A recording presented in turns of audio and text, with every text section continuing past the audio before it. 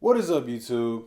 It's your boy LeeWalk71, replaced A with a 4, and I'm here with another video. I know it's been a minute. I didn't have any AEW reviews since COVID started.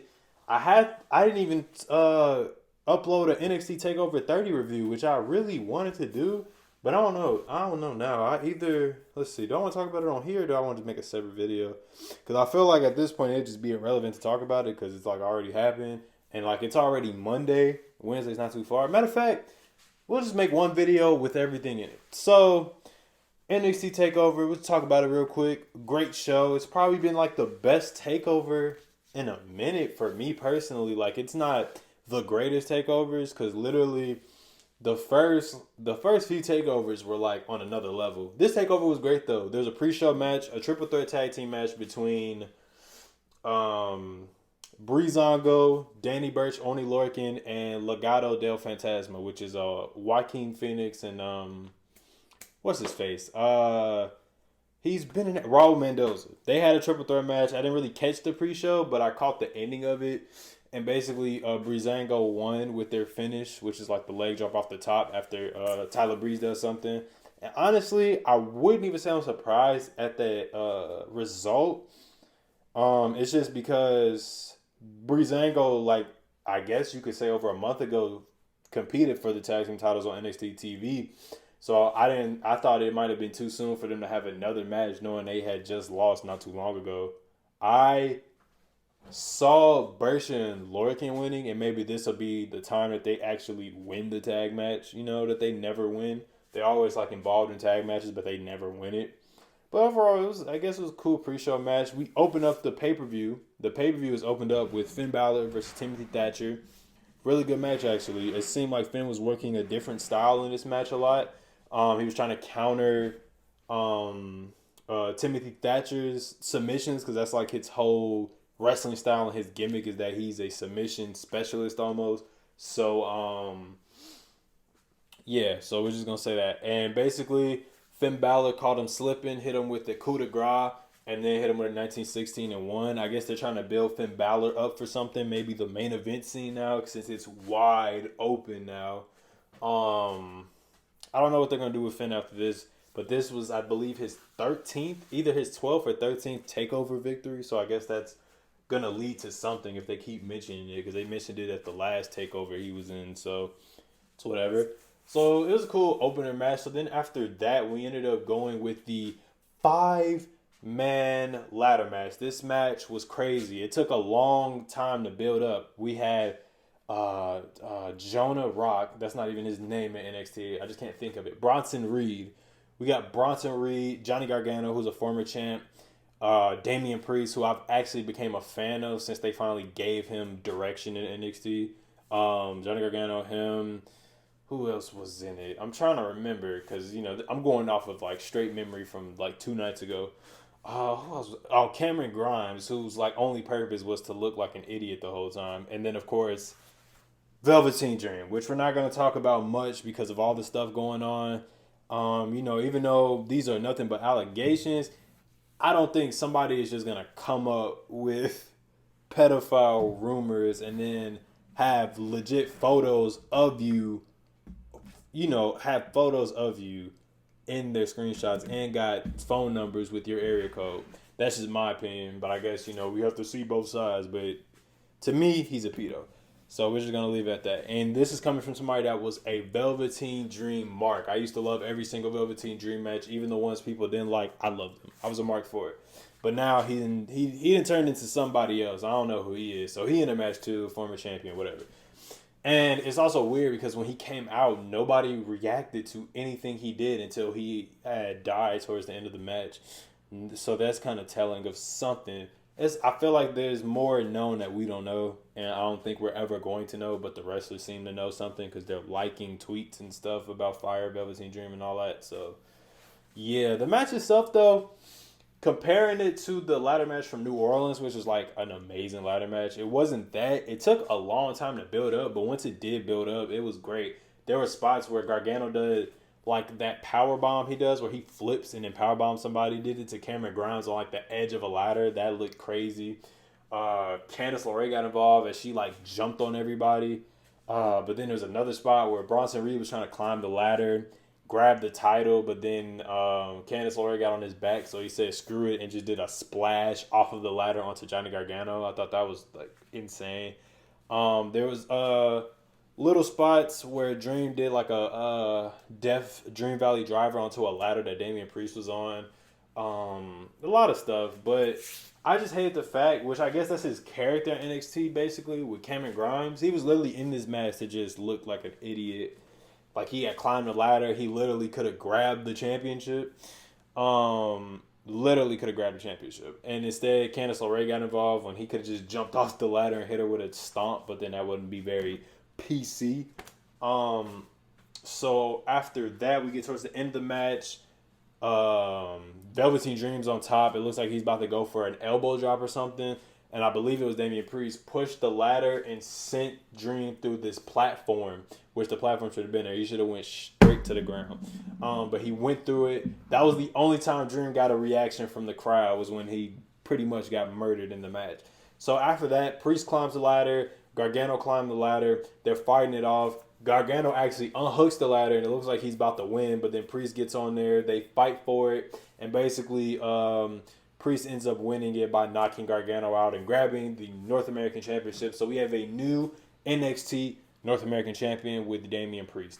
So that actually makes me very happy, because I've actually been a fan of Priest since they started giving him direction. Before, he was just going around talking with a very deep voice, and he's just been attacking people left and right to start feuds. But now, since they kind of put him in a more face direction, and after that TakeOver match with Finn, it seemed like it really got him to where he needs to be and all that good stuff. So it seems like he's finally got a direction. He's having good matches, and now he gets to be the North American Champion. So that's actually pretty good. After that, we got the celebrity match in NXT, Pat McAfee versus Adam Cole.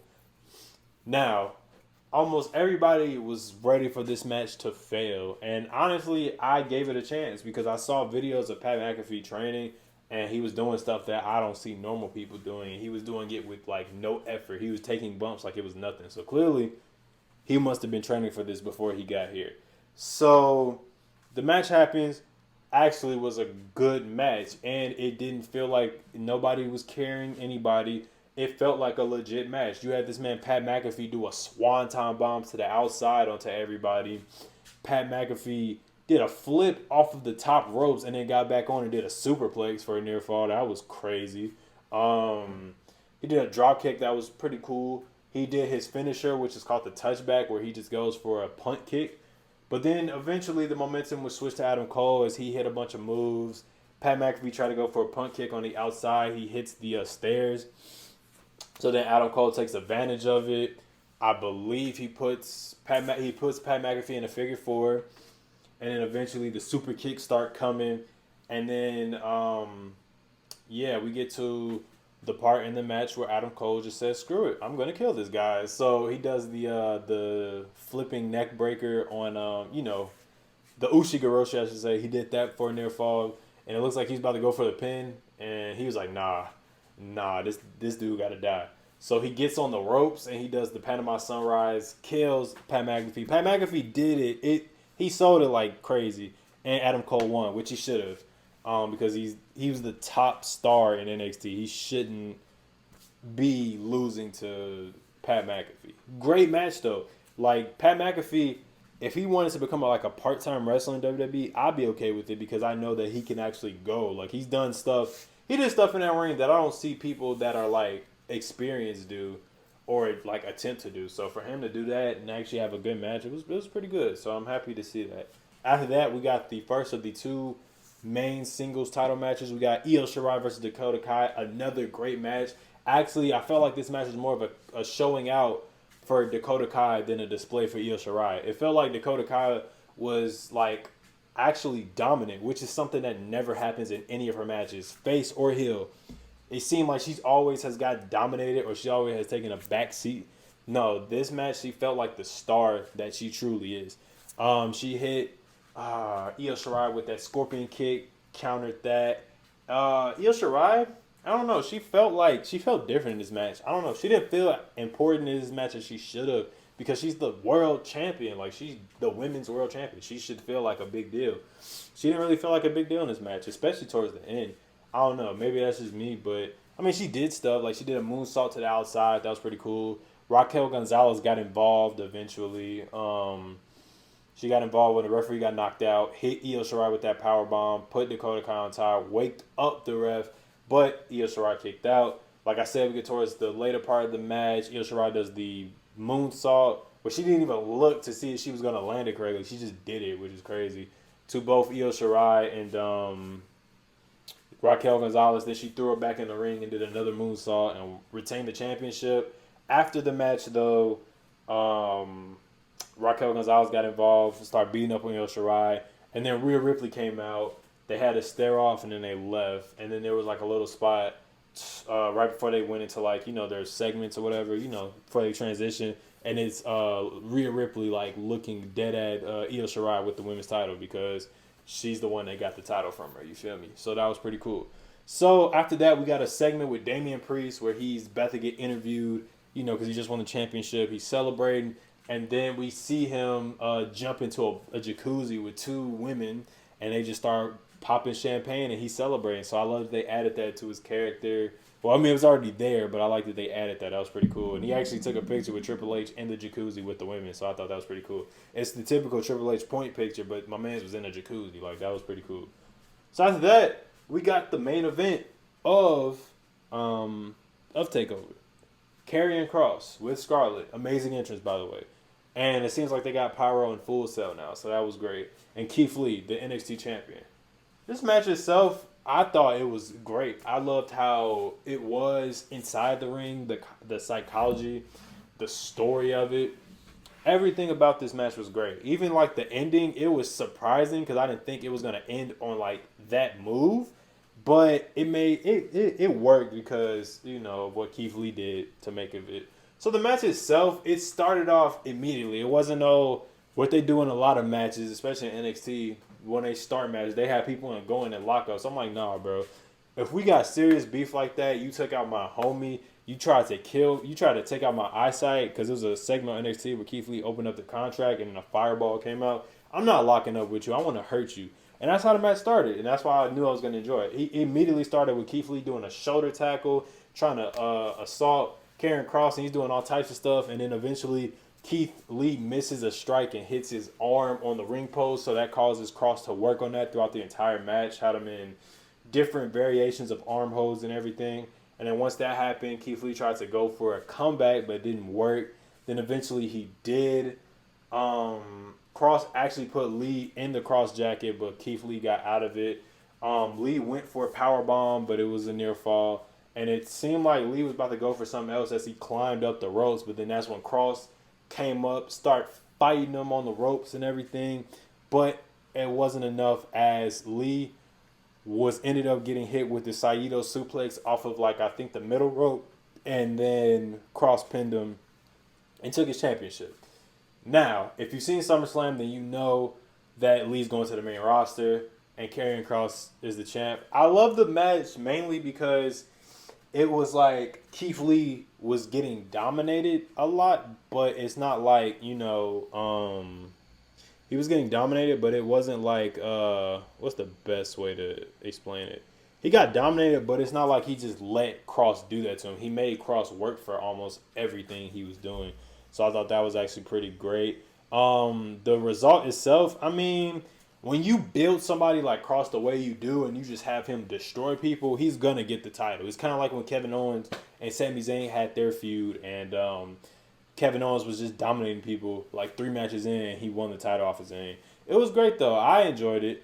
I enjoyed the surprise, the shock, the post-celebration where they had him stand in front of the stage with the fire, with the going in sync with the fall and pray. It was great. So Keith Lee is actually going to debut on Raw tonight. Kross is champ, but he got hurt. I think he had like a separated shoulder, so I hope they don't make him drop the title like immediately. I don't know. I thought the match was fine, though. I don't know why people are complaining. They're saying Keith Lee got buried. I'm like, wow. Can't believe somebody got buried so hard they are going to end up debuting on the flagship show of WWE. But, hey, I guess I don't make the rules. So that was TakeOver. pretty long review, actually. It might get separated. Who knows? I might just combine it into one video. So now we have what the video is going to be mainly titled after. SummerSlam. We have the 2020 edition of SummerSlam. 6 title matches, I believe. The show was over about 3 hours and 5 minutes, I believe, which was great compared to like previous years, because I know the show for the last few years has been like 4-hour minimum. So it was great to have a pay-per-view like end at like 9 o'clock. Like I was very like surprised that the show ended so early. Like I'm still not used to that, because you know they didn't move to the Thunderdome, so they got the bigger arena, they got the pyro, the lasers, they got the virtual fans. So I was expecting for them to just say fuck it and just start doing their full shows, because when they was doing the Performance Center pay-per-views, the shows will only be like 2 hours, and that's like a crazy adjustment from like most of the pay-per-views being 4 hours. I believe like most of the pay-per-views are scheduled to be 4 hours. That's why they started them an hour early. But actually, it was good. It was surprising to watch a 3-hour pay-per-view in a long time. And actually, I'm going to give WWE credit. They actually did a good job with SummerSlam for the most part. Everything was pretty much like good. Like I have nothing bad to say about the pay-per-view, which is crazy. So first we started off with a pre-show match. MVP versus Apollo Crews for the United States Championship. To say I was paying attention to this match would be an understatement. I caught the end of it, and I guess that's all I really need to see. So pretty much Apollo Crews beat MVP clean. Then the Hurt Business tried to come out to attack a Crews after the match, but he got out of it. And there was like a long like camera shots of showing MVP in the ring and then Apollo Crews holding up the championship, and I was expecting something to happen, but it just cut away to the next segment of the pre-show. So I thought maybe Cedric was going to join the Hurt Business by attacking him or something. Who knows? I guess it's got to build up more, I guess. I guess we'll see tonight on Raw. After that, we open up the show with the first of the 2 women's title matches. Asuka versus Bayley. This match actually was pretty good. It started off with Asuka going ham on Bayley, just dominating her at the beginning of the match. She hacked her. She did a DDT off of the stairs onto the outside. She put Bayley in like some type of octopus hold, but on the ground. It was insane how they did it. A bunch of kicks, just straight up dominating Bayley basically. And then eventually Sasha got involved, distracted her, and then Bayley hit her stunner on the ropes. Then she did another one off of the top, either the second or the top rope, and I thought that was actually pretty cool. So then Bayley started getting her moves in, her offense in, hit a Bayley to belly for a near fall. I thought that was okay, I guess. I mean, it was cool. We get towards the end of the match. Sasha gets involved once again. Asuka takes her out, and then Bayley catches her with a schoolgirl and retains the SmackDown Women's title. I was totally fine with that, because I really didn't want to see Asuka hold 2 championships just for her to drop one like within the month, and then she just holds the other title. You know, I'm kind of getting sick of like double champions, so it was great that she lost that and Bayley gets to keep it, so we could continue the Sasha and Bayley feud in the future. So after that, we had the Raw Tag Team Championship match: Street Profits versus Andrade and Angel Garza with Zelina Vega.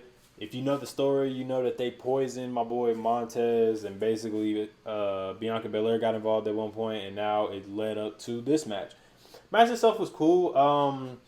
Montez Ford started off, hit like a few offense, you know, jumping clotheslines, drop kicks. He tried to go for a jump to the outside, but he got caught and got slammed on the floor. So from then on, Garza and Andrade basically just started working on Ford, hitting him with a bunch of offense, bunch of tag team moves. But then eventually, my boy Ford got a hot tag. He tagged in Angelo Dawkins. Angelo Dawkins started going crazy on Andrade, hitting clotheslines, you know, hitting a spinning, like, jumping back elbow, I guess, or uppercut or something. Then when Andrade hit him with that fake kick into the back elbow, and then Ford returned that with the spear. So that was cool. So then after that happened, Ford got back into it, started trying to hit some moves, but then eventually he got pushed into the Zelina Vega, who was standing on the apron. So while that happened, Andrade was checking on her, so it left Garza just ready to be fed to, and he got hit with the cash out by Dawkins, and then got hit with an amazing frog splash from Montez Ford, where he's able to rotate himself into the other direction from the frog splash. I thought that was actually pretty dope. It's pretty cool. And they ended up retaining the championship, and they also had Kevin Owens on commentary, so that was interesting, I guess. So after that, we ended up getting Sonya Deville versus Mandy Rose. Originally scheduled to be a hair versus hair match, but it got changed to a loser leaves WWE match. The match itself was okay. It was okay. It was a no disqualification match as well, but yeah, it was okay. It started off with them, punching each other. They took it to the outside. The table was involved, but it really wasn't used. They slid a table into each other, or somebody, I forgot who. I think it was Mandy Rose. She slid a chair on the table and hit Sonya Deville in the face. Then after that, they get back into the ring, and when I looked up, I just saw Mandy Rose hit a bunch of running knees, then hit her finisher, and then hit another running knee and won the match. It wasn't nothing to go home to. So that means Sonya Deville has to leave WWE. Obviously, for personal reasons, if you've been paying attention, it totally makes sense.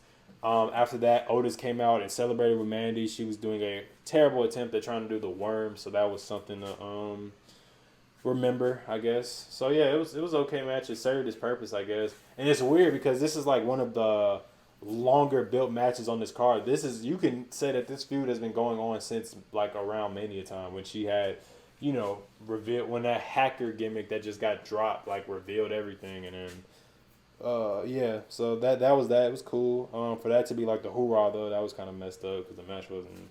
It was mid.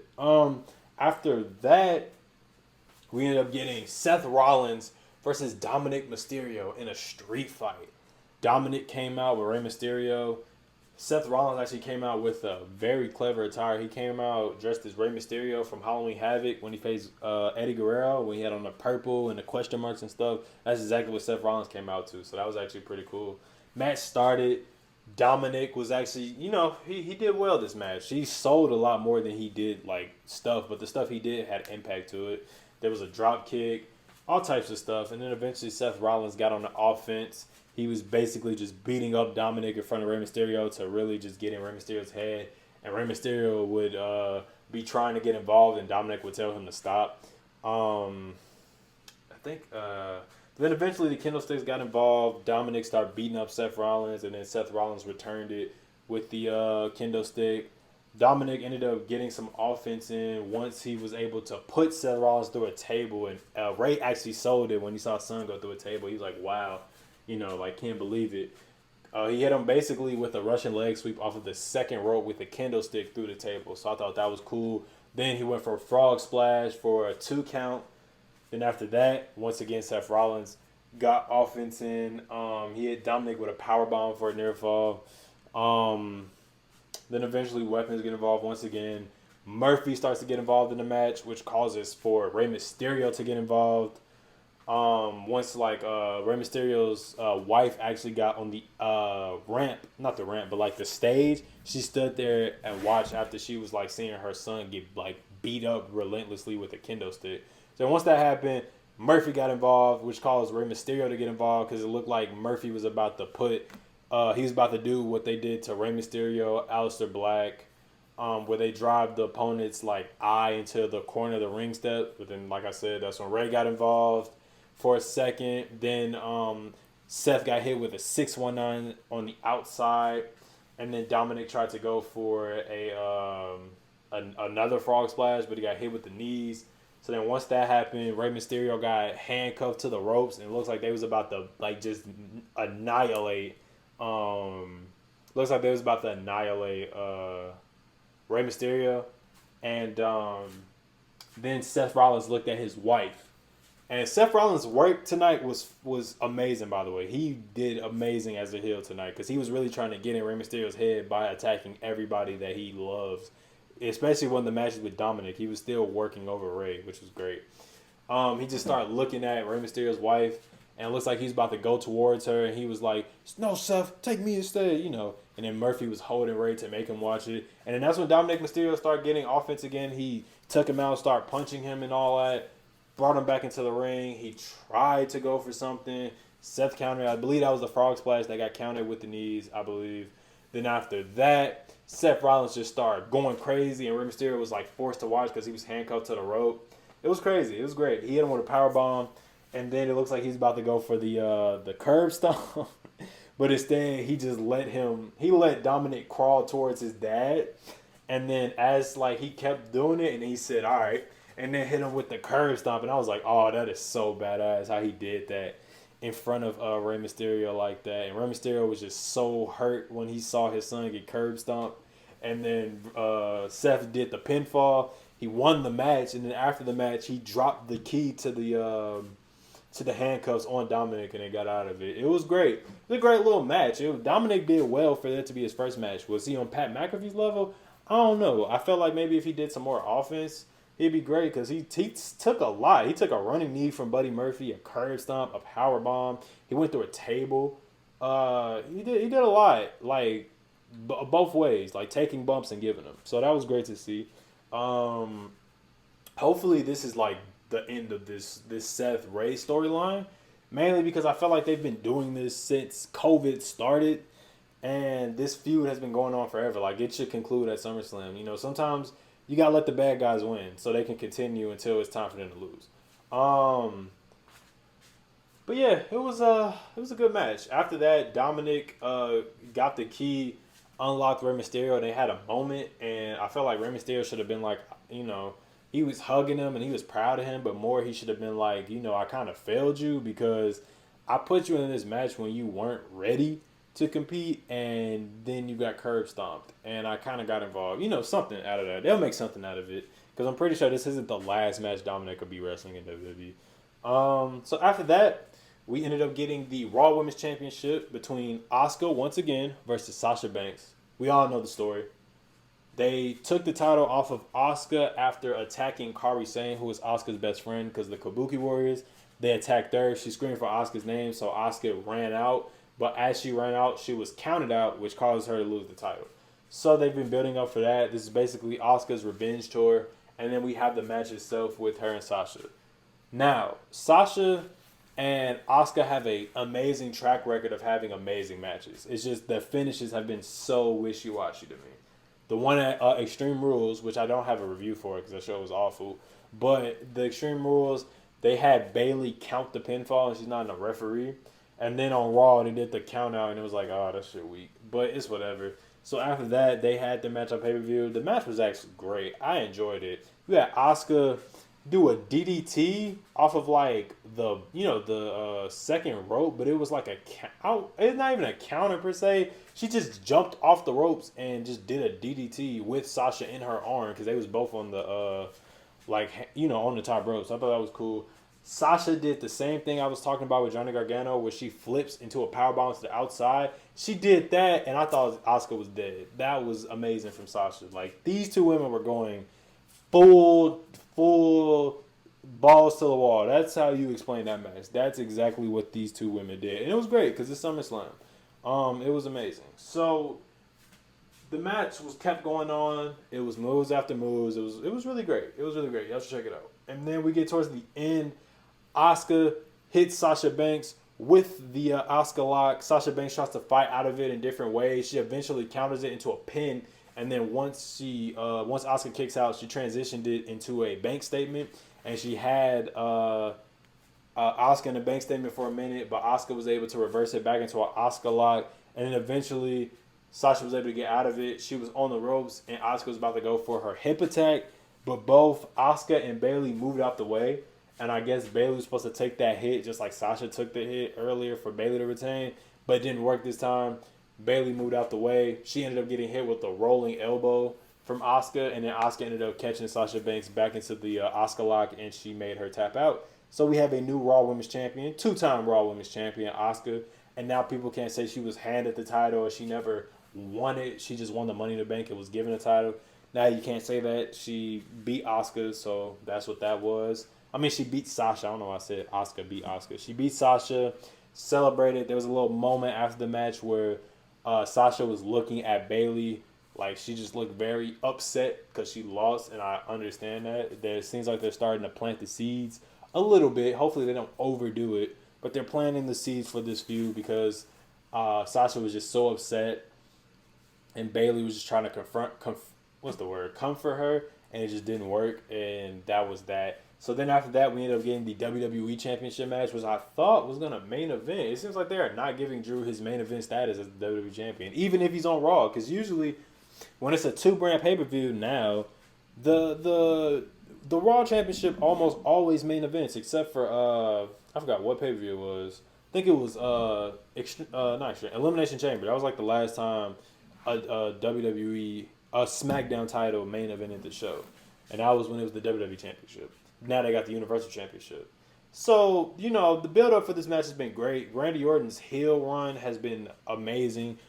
And then Drew's WWE Championship title reign as like a whole was great to begin with because he was having great matches on every pay-per-view in my opinion.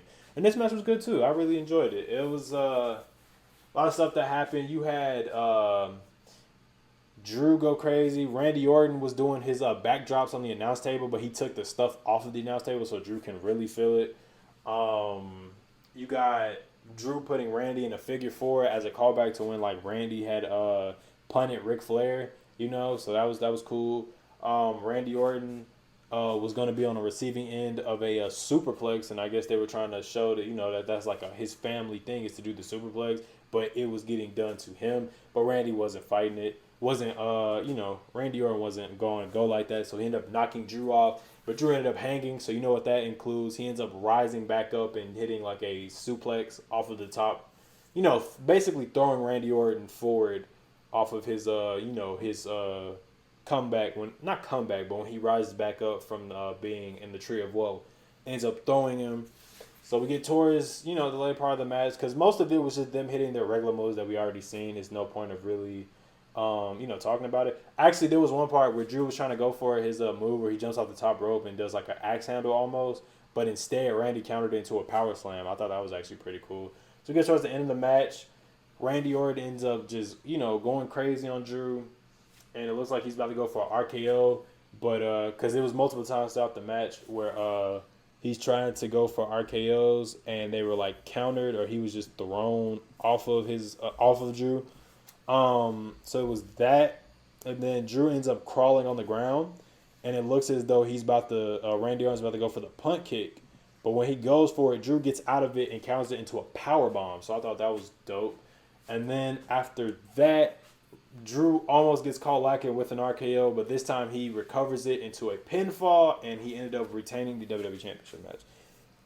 The finish of the match, I think most people weren't messing with it from what I heard, but I was fine with it because the tagline of SummerSlam was like, you never see it coming. So Randy Orton never saw that coming as the finish to the match. He lost. So that was actually pretty cool.